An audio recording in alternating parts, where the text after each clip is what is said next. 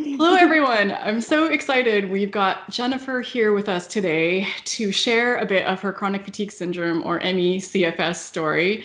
Jennifer is here to talk about not just her recovery journey. Sometimes we do these interviews and we just sort of, go through the whole story, but she is also a psychologist and has some great insights and experience on some different topics. So we're going to do a deep dive into some things today. So, hey, Jennifer, thank you so much for doing this. Thank you so much for having me. Well, as you mentioned, I'm a psychologist living in the Netherlands with my husband and 2 kids. Where in the Netherlands are you? In Rotterdam. And your kids are how old? There's almost 7 and almost 4. Yeah, one of the things when we were talking about this before this interview, I was excited because I talked to parents that are struggling with ME/CFS, and I'm obviously not a parent, so I don't have any insight to offer. So that's one of the things I'm excited to cover today, amongst other things. So before we dive into some more specific things, can you just, for people that aren't aware of your story, can you give us a kind of a general idea of what your health journey has been like? Yeah, so the short version would be that during my early teens, I was diagnosed with ME/CFS, but also fibromyalgia and juvenile rheumatism. For around 15 years, I struggled with chronic pain from inflamed joints, muscle weakness, chronic fatigue, obviously, insomnia, and brain fog almost every day. I spent most of my time at home, unable to go to school or to hang out with friends. And obviously, that made me feel deeply sad and lonely at times. But thankfully, nowadays, I no longer meet the diagnostic criteria for either of these diseases. And although there are still things I cannot do, I'm very proud of how far I've come. And I feel happy to be living a full and comfortable life again.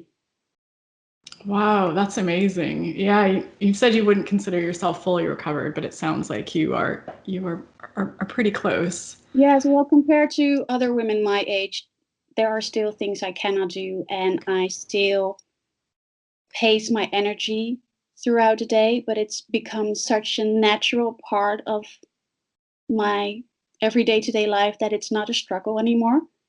And compared to how far I've come, I I've reached my definition of recovery, and that's good enough for now. That sounds good. That makes sense. Wow, I'm so sorry, Jennifer, that you had to go through this at such a young age, and it sounds like, a pretty severe version of it. I can't even imagine what that must have been like.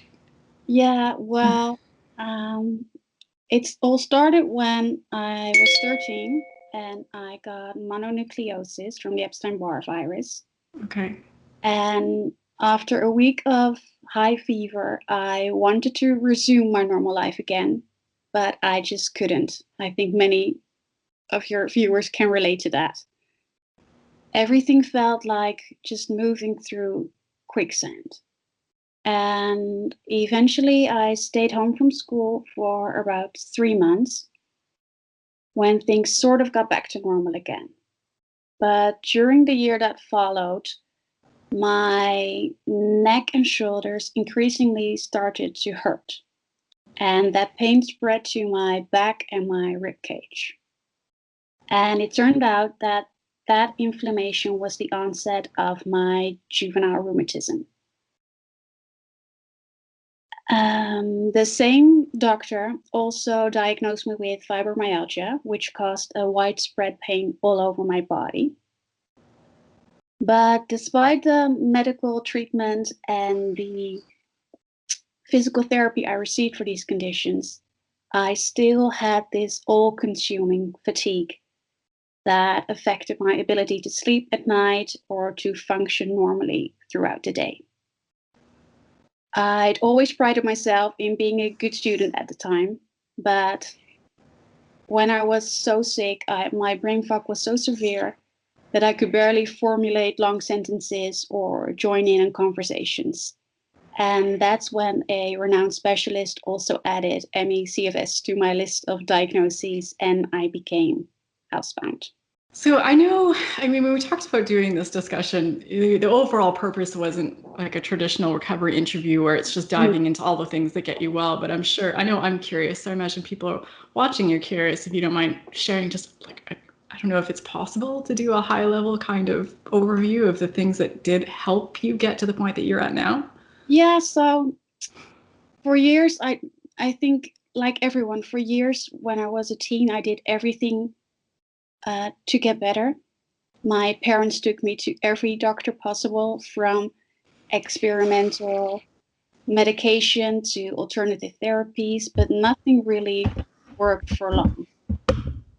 And when I turned 18, I was so tired of trying to spend the little energy I had on getting better that I decided I just wanted to live my life with and despite of my health problems. And I think that was an important pause period for me. I started studying psychology via the Dutch Open University. So from home at my own pace, part time. Occasionally, I would push myself really hard to be able to go to a dance class or attend a party or go on holiday abroad, even it would take me days to recover. And that push and crash strategy worked quite well during my student years. And I think it was important for my mental health and development at the time. But when I got married, I knew it was time to try to get to a higher level of functioning, a more stable level of functioning one more time, because it was my biggest wish to become a mom.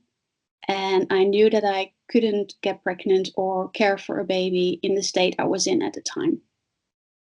So, as I just said, I defined my own definition of recovery, what it would mean for me concretely to feel and function at a somewhat normal level again, even if fully healing wasn't possible. And I designed an action plan to go along with that. I started an anti-inflammatory diet to reduce my pain levels. I took up walk training to improve my mobility and my independence again. I had massages and acupuncture to promote deep relaxation and healing. And the whole process of this and of tapering off my rheumatism medication took about 2 years, but eventually I succeeded and I became well enough to get pregnant. And to my luck, the hormone changes of pregnancy and breastfeeding actually improved my health. I know that's not the case for a lot of other women out there, so I feel very fortunate that that was the case for me. And as my children grew older, my activity levels slowly grew with them. So we literally went from baby steps to exploring the world around us together. And nowadays, I'm able to cycle my kids to school and actively play with them and work part time on the health sessions, my website dedicated to helping others cope with the emotional, cognitive, and practical aspects of living with chronic illness. Wow, that's amazing. I'm so happy for you. I'm so happy to hear that you found some things that worked. And resonates with my own story, but obviously and that kind of had to pull together some things on your own and just see what Yeah. fit and what made sense. And I imagine like me, it was a bit of experimenting along the way over those couple of years. Yeah, it took me a couple of years as well. I watched a few of your videos as well, and your story resonated with me as well, and especially what you said about all the things building up together. Like when my pain improved or lessened actually, my sleep improved, and that made it possible for me to up my own. I called it walk training, but it's the sort of walk training program I designed for myself. And I think it's not just one thing that worked. I think it was all the little things combined over time that worked for me. And I think, if I remember correctly, you sort of had the same experience, that it's a sort of the whole holistic approach and not just one single thing. Yeah, definitely. There was a lot of things. It's tough when people ask me, sometimes people just DM me on Instagram, and I usually answer my messages when I'm at the gym. It's how I fit them in between sets. So and I've got, my eyes are failing because I'm in my 40s. So I'm like, I can't see. And I'll get a question like, so what worked for you to fully recover? I'm like, it's going to take me 2 hours to type out on this little phone because it wasn't just one thing. And it's the same thing when people ask, like, what helped you with your post-exertional malaise or what helped you with your brain fog? And for the most part, I didn't find that it was any one thing that tackled any one thing. It was just kind of like a slow pulling myself out of it. Is that what Yeah, it sounds like that's what you're saying you yeah, found as I well? think that's also why I mentioned the whole period of not working on my health, because that actually sort of gave me the mental strength and like personal growth that happened in between to want to go for it again. And I think Yeah. that if I pushed on at 18 to keep going, I don't think I would have had the same result, because in the sort of like 8, 9 years in between, I needed that time to just experience life, because I'd been like between 13 and 20, I spent so much of my time at Yeah. home that I needed that life experience. So I think that's why I mentioned it. I think it's not just one thing, it's some other things that aren't completely health related also play a role, as in friendships Yeah. and just life experiences. Yeah, and a couple other people have mentioned that, and it makes sense that it's like, or they needed the life experience, or they needed the time, or had I tried this when I first got unwell, it probably wouldn't have worked because I didn't have. Yeah, and your mindset also Yeah, changes. I think a lot of yeah, during that time for me were made things easier to implement when I was ready, because you change in between, and you don't necessarily, just because I didn't purposely work on my health during those years, I wasn't doing nothing, sort of. right. And I think it's good news, and I think it's hope for, I think at least is what I take away from this, for people who have had this, for quite a long time, because I did something kind of similar in my first couple of years where I just went really hard trying to get well, and then for years I just kind of what I call coasted.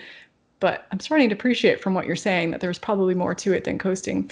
But I think we can lose hope because it feels like, well, I already tried everything under the sun. What's the point in trying again? But it's not going to be the same because you're not the same No, person. You're not in the same place. You've got new mindset, new mental skills, new mental toughness, new outlook, new maturity, and let, all of that. So, let's not forget that when I got ill, it was in the late 90s. There was mhm. no online information, online communities. So much has changed over the last few years, that that and so much new medical insights, that makes it worthwhile to try something again as well. Yeah. And you might just have to tweak things. I tried exercise or movement programs years ago and it was a disaster. But I just had to tweak it. I just needed a Yeah. different approach. So just some new insights can really help things be more effective, I think, sometimes. So one of the things we talking about today was the concept of rest, which I think is such an interesting Yeah. topic because, I always say, like, you can't rest your way out of this because I tried that for years and I just rested and, or maybe not years, tried it for months. And I was actually even getting worse. But that being said, rest is such a big important of the recovery process and even just our concept of what rest actually is. So yeah, I'm looking what are your thoughts on this whole topic? Well, when you have MECFS, you're bound to spend a lot of time resting. You probably spend hours on the couch uh, as a break between activities, to cope with symptoms, or simply because you can't do anything else but lie down. So, why not turn that inevitable periods of rest into a more recuperative experience? Because most of us, when we think of resting, we picture being curled up under a blanket, reading a book, or watching TV. But as much as I love Netflix, and I really do, it's not the same as high quality rest. Yeah. Real rest encompasses more than just lying still and keeping your activity to a minimum. It involves activating your body's natural relaxation response, which is a state of deep rest that balances your nervous system and promotes healing. As you've said in previous videos, the nervous system consists of two main parts, the sympathetic nervous system and the parasympathetic nervous system. And when you feel under pressure, your body releases stress hormones that trigger your sympathetic nervous system to prepare for fight or flight. And the adrenaline in your blood will make your heartbeat faster, it will quicken your breathing and tenses your muscles. And that's all very helpful when you're dealing with dangerous situations. But unfortunately, that response is also triggered by everyday challenges like being stuck in traffic jam or a work deadline. But contrary to that stress response, your relaxation response sort of acts like a built-in tranquilizer. It stimulates your parasympathetic nervous system to slow down your breathing and your heart rate, to release tension from your muscles, and to boost your immunity. And that's the state you need to be in to be able to heal. You can't heal when you're tensed up and your body is busy fighting off other things. But the great thing is, we all have the power to produce that relaxation response wherever and whenever we want to. So if we're watching Netflix and we think that we're resting, which was my definition of rest for many years, even before Netflix probably existed, whatever version of it I had. Mm-hmm. But it's something I've come to appreciate. And I think what you're saying is, you can be watching a TV show and maybe it's an action film or it's scary or the plot line is frustrating or triggering something stressful from your past. So you think that you're resting, but you're actually not, because all of these systems that we come to understand evolved to thrive, for us to thrive in a time that looks nothing like our current world. There was no Netflix, for the Yeah. time that our bodies evolved to live in. So our brains really struggle to differentiate the difference between what's happening on the TV that is not really happening, at Yeah, least in terms of those automatic responses. and also So just lying down does not necessarily trigger that relaxation response, okay. because you basically need three things. You need to slow down your heart rate and your breathing. You need to relax your muscles, which doesn't have to be that way if you're curled up with your book under the couch, under the blankets. And you need to calm or quiet your mind. For example, meditation and breathing techniques and mindful forms of exercise like yoga and Tai Chi. They're all excellent ways to transition your body from that stressed out sympathetic nervous system state to the rest and renew state of the parasympathetic nervous system. But on bad days, there are also simpler practices you could do. When you're lying in bed, not feeling that great, you could still adopt a restorative yoga pose, like lying in corpse pose or in child's pose, to really release the tension from your body. Or you could listen to a guided meditation to calm yourself down, or vividly picture yourself in a relaxing scenario like walking on the beach with the wind in your hair and the sand between your toes.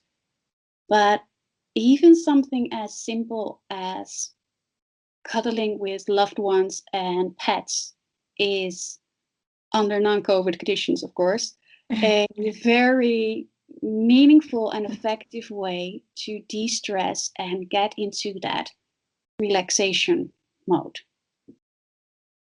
Yeah, I think that's really, really important. And it's something, Jennifer, I actually didn't come to appreciate until I was almost recovered. And I think if I had really thought about this earlier, I could have potentially recovered more quickly. But I think about, so I think about both exercise and about that sort of healing state in similar ways now. Like I used to think of exercise as something that happened once a day. Like I went to the gym and I was done.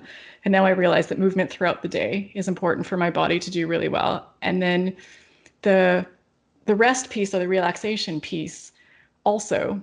I think about it whereas okay, so there's two aspects for me for that for the mind piece of it, and one is a good segue for the next thing I want to ask you. But so one is I do have that daily session, just like I still do have a daily gym session, but that's not all that I do for movement. So I do a daily sort of rest session, and it's meditation or it's just laying back, closing my eyes, and putting myself in some kind of relaxed state, and I call it a healing session. So I think just like I would go to the gym, I also have to devote this time every day to really just calming my body down and giving it that chance to do what it needs to do.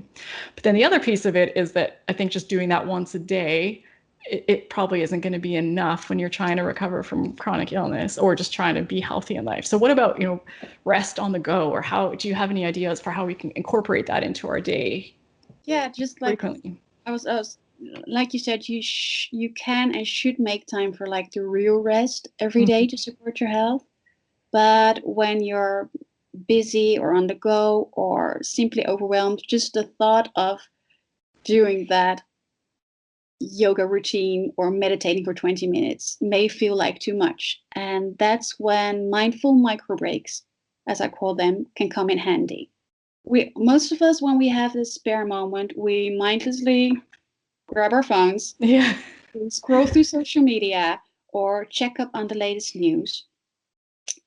But as tempting as it is, staring at a screen is not really the best way to decompress and boost your energy again. I mean, how much does checking your Facebook really revitalizes you, right? So, what if you would use all those small pockets of time in your day doing something that really recharges your body and mind? So, for example, instead of rushing to your next meeting, you could pay attention to what it actually feels like to walk. A walking meditation is nothing more than just focusing on the physical sensations of moving your body. So, as you're strolling across the hallway or across the parking lot, you could mentally zoom in on a single stride. You could notice how it feels to when your soul starts to ground, how your weight shifts from one foot onto the other, and squeezing little walking meditations like this into your day, even if it's just short, it could get you out of your head and into your body and calm you down and improve your concentration. And that's so much more than you get from that quick check on your phone or something else. But you could squeeze all kinds of mindful micro breaks into your day. When you're brushing your teeth or brewing your coffee, you could silently repeat a meaningful mantra to yourself, like, I am healthy, or I'm resilient. Or you could practice gratitude by listing 3 positive things that happened to you that day. You can squeeze in a breathing exercise when you're washing your hands or while you're doing the dishes. And in that spirit, I think it's also important that we remember it's okay to let our mind wander from time to time. Because thanks to our electronic devices, we've become so used to being busy all the time. We check our work email during doctor's visits or answer DMs during our exercise sessions, right? Who does that? Nobody does that. And we've cured we've cured boredom, and that's not necessarily a good thing. Our minds need time to process all the information we're bombarded with each day. And it's during those bored moments that our brain frees up the mental capacity to connect the dots between all the knowledge you've gathered and to come up with solutions. And in our case, to make room for healing to happen. Yeah. Those are excellent. These are great. I'm going to borrow some of these. And I like how you explained it because I'm a big fan of habit stacking because it's easy to forget sometimes. So if you Yes. start thinking about like every time I brush my teeth, I'm going to do these mantras, or every time I don't know, make my tea in the morning, I'm going to do a minute of meditation or Yeah, whatever. exactly. And But it's that was also a, those little moments that you're so used, because we have our phones and because it's such an easy distraction. It's easy to mm, like grab your phone while doing all these things. But I think that if you use a little bit of those mindful micro breaks throughout your day, it can be less overwhelming than a full meditation session when you're just starting out. And okay. it keeps you in, instead of building up a lot of stress, it gives you a pause in your day. And I think that's also helpful if you're already dealing with chronic fatigue or other health problems, to have more moments when you've calmed yourself down to a lower sort of base level of your nervous system functioning. I'm just thinking, I imagine this could help with sleep too, because you had a good point about how our minds are never idle anymore and they never just get to wander. So I think Mhm. I would imagine that's what is happening with a lot of us when we go to Yeah, bed. And then yeah, that's the first time our brain's been unoccupied and it just gets flooded with the whole day's events and what's yes, happening exactly. tomorrow. So if we Yes. actually take that time during the day to process things, or just to not even process, just to let the Just daydream. mind We wander. Yeah. daydreaming, we feel like it's such a waste of time, Yeah. but it really isn't. It really, what I said, it's helpful to your brain. And I think it's also helpful if what you said, that you don't get like everything you had to digest throughout the day like comes up at you at night, like, and keeping Yeah. you, because you haven't taken the time to process it during the day. Yeah. Yeah. And your poor brain's never been allowed to just relax. That was really helpful. Thank you for sharing that. And what about you? I know you have some ideas for, so that's good for rest, real rest, and micro rest breaks. But what about energy? Like, is there anything that's safe, or for people who are facing chronic fatigue issues? Mhm. What can they do for energy boosting stuff? Yeah, if there's one thing you learn when you have chronic fatigue, it's that like energy is the true currency of life, right? And Amen. obviously, treating the underlying cause of your fatigue is a crucial step to boosting your energy for good. And the healing combination of restorative sleep, healthy eating, and regular exercise is also very important. But it's not always easy to get by. And when you've had another bad night and your symptoms are keeping you up and you feel horrible, there are still little ways you can feel a little more alert or a little more energetic. And two simple but science based examples are exposing yourself to natural daylight early in the morning signals to your brain that it's time to start your day. And the light traveling through the optic nerve causes a chain of physiological changes in your body, including the release of hormones that are meant to boost your mood, your mental alertness, and your productivity. So, a very simple way to boost your energy a little bit if you're unable to exercise or all the other things that are important is to open your curtains first thing in the morning and just let the natural daylight in.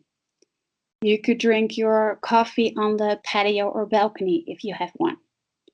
A small, short morning walk is another great way to boost your mood and overall energy levels. But even if you don't have the time or energy to head outside in the morning, simply putting your chair by the open window for a few minutes can already help you to start that process of the hormones you need to feel a little more energetic. I just started doing this a few months ago, and I cannot believe it falls into my list of game changers of things that have been just super, super helpful. Because you do some things, and you're like, maybe this is helping me. I'm not really sure. It might be, but this one has been massive. And where I notice it is with my sleep. I get to sleep earlier at night, so I I just feel, wake. yeah, my body needs time in the morning to sort of get going. So I was never a fan of like going outside immediately. Yeah. But then I had two very energetic and outdoorsy kids. And if they don't get outside in the morning, it's not going to be a fun day. Well, I learned to adjust. And like, I think the first year I just dragged myself outside, not wanting to, but I knew that the whole day would run more smoothly if I did. Hmm. Then I noticed such a big change if I would immediately, like, if my husband would take the kids to like daycare and I would go straight from getting dressed to behind my desk, I would notice that I had more pain, that I was easily cold, that it would take me longer to like formulate my thoughts. And ever since then, since I noticed how much just a short morning walk or a short bike ride or just a little bit of movement outside, for me, it really makes me feel so much better that now the immediate reward is what gets me outside if my kids don't drag me.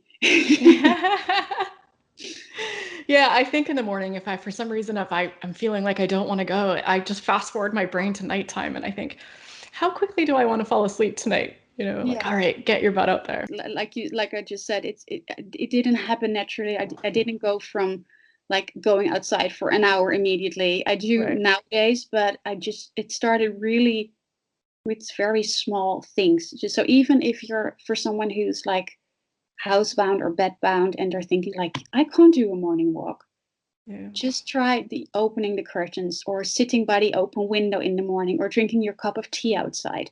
Those Hmm. small things could be one of the stepping stones, one of those building blocks that we talked about earlier that get you a little bit better sleeping, which can make you easier to get into a small, gentle exercise thing.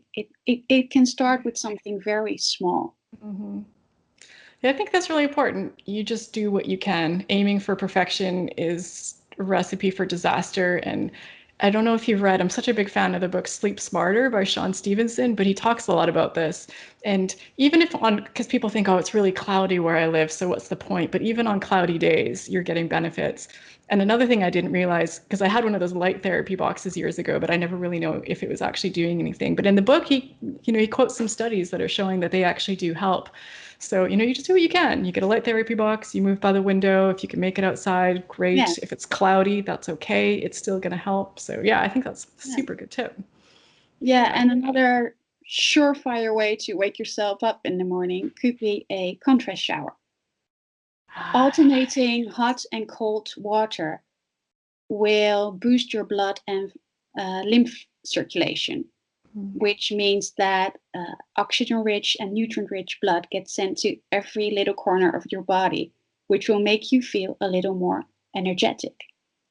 And what's more, regular cold exposure, so if you regularly end your shower with a little bit of cold water or you do the contrast showers, is known to speed up your metabolism and improve the quality of your sleep. You reach deeper levels, stages of sleep. Oh, I didn't know that. Like a splash of cold water in the morning could actually be a good start of your day. Wow. I've been doing the cold showers, like the alternating for years now, but I did them solely thinking it was just for my lymphatic system to help it move because I appreciated its role in that, but I didn't know about all these other benefits. So that's good. It's because now these days I'm feeling pretty good and I'm exercising and I'm active. Some days in the shower, I'm like, do I need to put the cold water on? Like I'm like the lymph is moving. But if it's I'm a warm shower person, but yeah, try to end with 30 seconds of cold okay. water. But I Okay. need the warm first. I'm Oh not brave yes. enough to go the whole No, way. definitely not. I do it when I'm rinsing out my shampoo. It's just how I've just paired it with that thing. So it takes me about 60 seconds probably. And I do a couple quick turns in the water after I've got it all out and then, whoa, and then back on with the water. Yeah, and that's a nice tingle. It's an Yeah. icicle one. Yeah, no, that's a good one. Yeah, no, thank you for sharing that. That's really interesting. You taught me a lot of things about this that I didn't know. And what about life with children? Now, I know that your worst with this illness was before you had your children, but I know you still have a lot of experience of raising children with varying energy levels. So, like, what has your experience been, or do you have any insights or suggestions for other people who have children? I do think it's important to make the distinction that my health was already improving when I had kids, Yeah. and that makes it different from someone who has kids and then gotten ill. Um, I think what parenting with ME/CFS looks like depends so much on your unique situation, your health condition, your family dynamics, the support system around you, even the country you live in, the whole Mm. systems you have. So it's hard for me to give like practical advice on the spot. But from a psychological point of view, there are a few things that really helped me as a parent with health challenges. And first of all, I think it's important to focus on what's most important to you and your family. Because despite what modern day culture may suggest, even healthy parents can't do it all.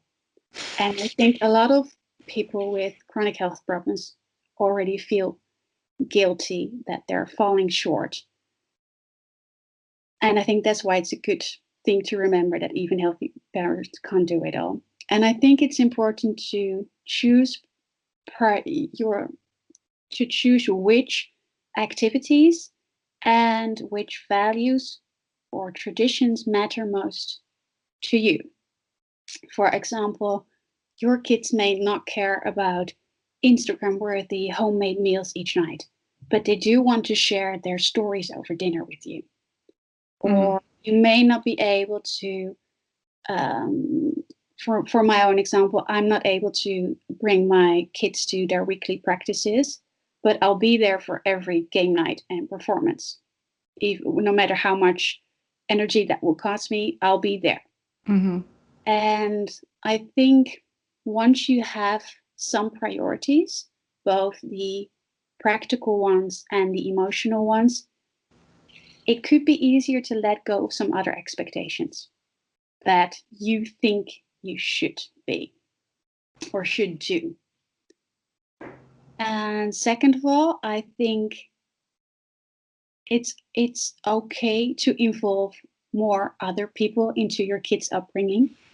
I think especially moms feel that we have to be and do everything for our kids, Hmm. but dads and grandparents and extended family or close family friends, they can all have a positive influence in your kids' lives too, in their own way. Maybe your husband likes sports, and that could be a great way for him to bond with the kids. Or maybe grandma loves crafting, and she can help you out with an afternoon of crafting while you rest. It takes a village to raise a child, right? And that goes for both the chronically ill and healthy parents too. For example, my kids know that their mom won't win any fitness competitions and that dad does most of the school runs and some other practical things. But my daughter and son love me for the things I'm able to do well. I, in their eyes, I read the best bedtime stories. I do beautiful drawings. I make the best pizza. So I think that goes on to show like show your love in a way that works for you. And I think that even things that seem bad can actually have more can be more positive than you may realize. For example, when my kids were still very young, one day I was so exhausted. I The thought of making dinner and making everyone sit at the table and eating their vegetables, I was on the verge of crying. and I put my baby and toddler in front of the TV, which I normally never did before, put on a nature documentary, ordered takeout, and we just had a picnic on the floor. And what was an emergency measure from my point of view at the time has actually turned out to be one of our favorite family rituals. It's become something positive. Mm-hmm. So now, sometimes once a month, we have like, shall we have a picnic on the floor? And then we choose some kind of animal, forest, whatever thing to watch. And even the bad things don't have to have a bad influence on your kids. And finally, I think it's important that we don't feel too guilty. Having a parent with a chronic illness can be challenging, but it can also teach your kid positive things, how to empathize and how to care for others, how to accept people for who they truly are, with their flaws and imperfections included. And I really believe that even on your worst days, you can still be a good role model for your kids by showing them the power in vulnerability and what it truly means to be resilient and strong. Well said. Well said. The whole time you're talking, I'm thinking, yeah, that all makes a lot of sense. I don't have children, but my mother got chronic fatigue syndrome, as I've talked about before, when I was about 5 years old. And so it's all I remember from growing up with Yeah. her. And a lot of what you're saying, I'm like, yeah, yeah, that makes sense. The things that I remember, the things that I cherished from my childhood with her were time spent together. And it didn't even really matter what we were doing. A lot of my memories are watching TV with her and our favorite movies. And we would watch them over and over and over again. And I'd make a bed on the floor and she'd be on the couch. Or, she taught me to cross stitch. And even if she couldn't do it anymore, I'd sit next to her and do it and show her what I was doing. And I loved traditions as much as she could. And she couldn't always, but to keep up things around, birthdays and Christmas and just different special occasions. So, and Yeah.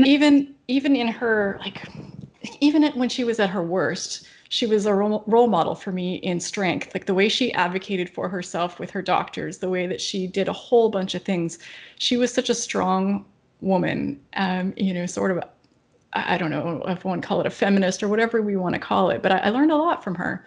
And looking back, I would say one of the things that we struggled with the most is that we were in a bubble. Like we didn't have anybody else in our life. So it became kind of this little pressure cooker and we just couldn't keep it all together. We needed some outside help. So yeah, that all really, really resonated. Yeah, it makes a lot of sense. Yeah. And that's why I said the don't feel guilty part. You still have those beautiful Yeah. moments, and you still see your mom as a strong woman. Yep. I In that, really did. yeah, Really did. Yeah. yeah. And I think kids only know what they know. That was just my normal, And you know? I think unless you like, obviously you shouldn't overburden a kid to the point of parentification, Mm. but kids adapt. And what you said, then what's normal is normal. My kids tease me for being slow. It's like just a running gag in the family. There's mom, slow mom again. When I'm like cycling, I can cycle, but slow. Right. It's just, I laugh about it too, and it's just for them. It's not a big deal. It's Yeah. just something fun. And my son, when he was little, he would say to me, "You want to play tag with me, mom? I'll run slow." Just as in he would sort of adapt to that kind of thing. And or sometimes we play football and I sit down. I put myself on a chair and we play football and I just kick the ball to him and he kicks it back to me and he does the running. Yeah. And it for kids, it doesn't have to be a big deal if you what I said, if you don't overburden them, if you don't put your problems on their shoulders. But the whole practical things, I think they're pretty adaptable. Yeah, I was thinking too. I know that there's a woman I connected with online. Her name's Gemma, and she wrote a book because her husband has chronic fatigue syndrome. So to help their small child understand it, so she put it out there, and I'll link it in the video description if anyone wants to check it out. But just to help small children understand what's going on. So yeah, super helpful. Thank you Isn't so much, Jennifer. isn't her book with a superhero? Yes, yes, Super. that's the one. Online, That's the yeah. one. Thank you. I couldn't remember the name. Just Oh, thank you so much, Jennifer. This is really, really, really wonderful. I really appreciate you taking the time to do this. I know it's Thank you late so much. there. I think it's almost 9 o'clock at night, and you're doing this in English, which is not your first language, and it is flawless. Thank So you so I appreciate it. much. Yeah. So if people want to connect with you, if they want to find out more, if they want to follow your journey, where can they do that? You can find more in-depth advice on thehealthsessions.com. Lots of articles on all the aspects of chronic living with a chronic illness there. And on Facebook and Instagram, you can find me at the Health Sessions. Excellent. And I'll link all this in the video description as well. I'm sure people will want to get in touch. So yeah, thank you so much. And to everyone watching, as always, love to hear your thoughts in the comments, and Jennifer and I can respond to your questions and comments there as well. So yeah, thank you, Jennifer. Thank you to everyone's Thank watching. you for having me. And yeah, that's it for today. Take care, everyone.